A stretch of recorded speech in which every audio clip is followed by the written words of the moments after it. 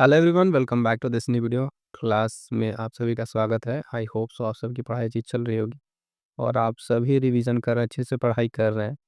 तो आज की क्लास देखिएगा बहुत ही इंपॉर्टेंट होने वाला है, क्लास 12 के लिए। मैं बता दूं, जो मोस्ट इंपॉर्टेंट अभी तक आपने नहीं पढ़ रखा है तो फटाफट इस नंबर पर व्हाट्सएप कीजिए और यहाँ से सभी विषय के, चाहे हिंदी, अंग्रेजी, फिजिक्स, केमिस्ट्री हो, सबका आप चैप्टर वाइज इंपॉर्टेंट प्रश्नों का नोट्स ले लीजिए। उतना ही पढ़कर आप भी टॉपर बन सकते हैं।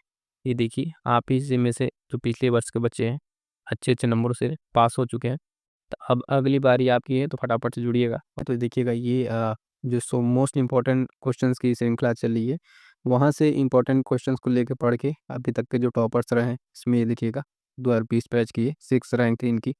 अन्य टॉपर आप देखेंगे जो इसी इम्पोर्टेंट पढ़ के ये अलग अलग जगहों से जो जिनकी रैंक आई थी, तो उसकी क्लास 12 बायोलॉजी के मोस्ट इंपॉर्टेंट जो प्रश्न हैं, दीर्घ उत्तरीय सारे के सारे आप देखेंगे लॉन्ग में पूछे जाने वाले प्रश्न हैं। तो फटाफट से देखिएगा, वन बाय वन करके, बहुत ही महत्वपूर्ण रहेंगे। पहला प्रश्न है कि आवृतबीजी जो पुष्प की संरचना का वर्णन करना है। सबसे लॉन्ग में पूछे गए प्रश्न, ठीक है। सेलेक्टेड प्रश्न है, कुछ टॉप 15 आपको यहाँ पे मिलेंगे। टॉप 15 इसको आप अच्छे से तैयार कर लेंगे तो आपको परीक्षा में देखने को प्रश्न यहाँ से मिल जाएगा, ठीक है। दूसरा प्रश्न क्या है कि पुष्प पादपों में लघु जो बीजाणु जनन का सचित्र वर्णन करना है आपको। टॉपिक वाइज आप चैप्टर वाइज खोज लीजिएगा, ठीक है। ये प्रश्न बहुत ही महत्वपूर्ण है, कई बार पूछा हुआ है। तीसरा प्रश्न है द्विबीजपत्री भ्रूण के विकास का वर्णन कीजिए, ठीक है। जो भी बायो का आपके लॉन्ग में प्रश्न है, कोशिश कीजिएगा कि उसमें आप चित्र बनाए, सचित्र वर्णन करें, फिगर बना के उसको अच्छे से रिप्रेजेंट करेंगे तो आपके पूरे पूरे नंबर अच्छे से मिलेंगे। प्रश्न संख्या 4 क्या है, मानव के मादा जनन तंत्र का चित्र की सहायता से वर्णन कीजिए। उसमें पूरा पर प्रॉपर आपको फिगर बनाना है, फिगर के साथ जो भी इसमें टर्मिनोलॉजी सब आपको एक्सप्लेन करते हुए आगे बढ़ना है।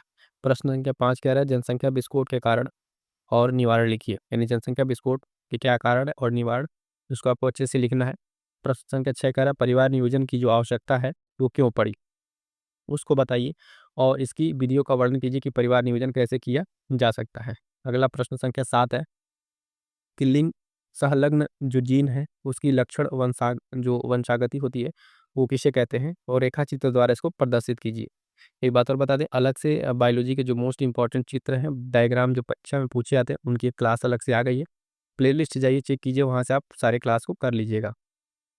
अगला प्रश्न है प्रश्न संख्या 8, लिंग निर्धारण में जो है पक्षियों तथा मधुमक्खियों के लिंग निर्धारण को समझाइए, यानी लिंग निर्धारण क्या होता है और पक्षियों में और मधुमक्खियों में किस तरीके से होता है, इसको आपको बताना है।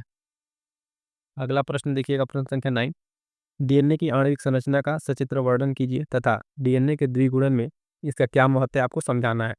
मोस्ट इंपॉर्टेंट प्रश्न ये भी है, तो इसको आप अच्छे से करके जाइएगा। डीएनए की आणविक संरचना, उसका सचित्र वर्णन करना है।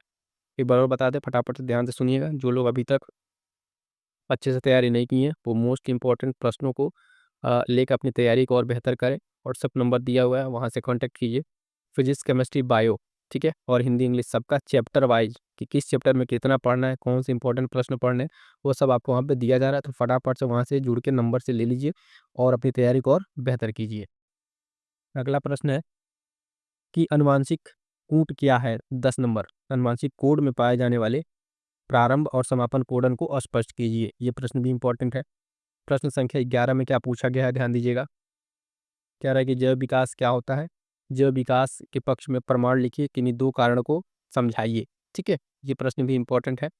अगला प्रश्न संख्या 12, डार्विन के जैव विकास संबंधित सिद्धांतों का वर्णन कीजिए कि डार्विन के कौन कौन से जैव सिद्धांत है, इसका आप वर्णन कीजिए, बहुत ही इंपॉर्टेंट रहेगा। उसके बाद है जीन चिकित्सा क्या है। जीन जीन चिकित्सा। इसके बाद देखिए 13 नंबर प्रश्न छूटा, मानव कल्याण में सूक्ष्म जीवों के महत्व को संक्षेप में समझाइए।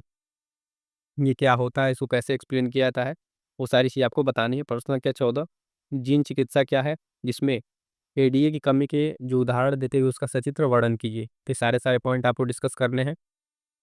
प्रश्न संख्या 15, पारिस्थितिकी पिरामिड को परिभाषित कीजिए तथा जैव भार तथा संख्या पिरामिड को उदाहरण सहित समझाइए। तो ये जो आपके मोस्ट इंपॉर्टेंट प्रश्न यहाँ पे आपको देखने को मिल रहे हैं, बायो के कुछ सेलेक्टेड हमने आपको यहाँ पे टॉप 15 दीर्घ उत्तरीय प्रश्न कह लीजिए या लॉन्ग क्वेश्चन का प्रश्न कह लीजिए, इसको आपको सेलेक्ट करके अच्छे से तैयार कर लेना है। इसमें से आपको आपके एग्जाम, फाइनल एग्जाम में प्रश्न देखने को मिल जाएंगे, ठीक है।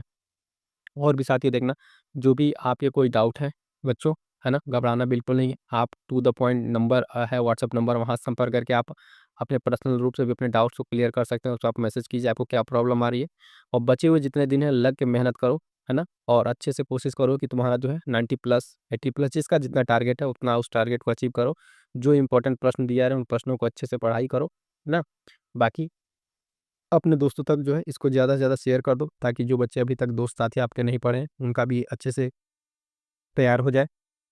और भी चीज़ें के लिए जैसे अन्य सब्जेक्ट हैं, आप प्लेलिस्ट एक बार जाके चेक कर लो, जैसे हिंदी, इंग्लिश और बाकी सब्जेक्ट के इंपॉर्टेंट क्लासेस, उन सारे क्लासेस को जाकर देख लेना। ठीक है? मिलेंगे किसी नेक्स्ट वीडियो में, तब तक के लिए थैंक यू सो मच।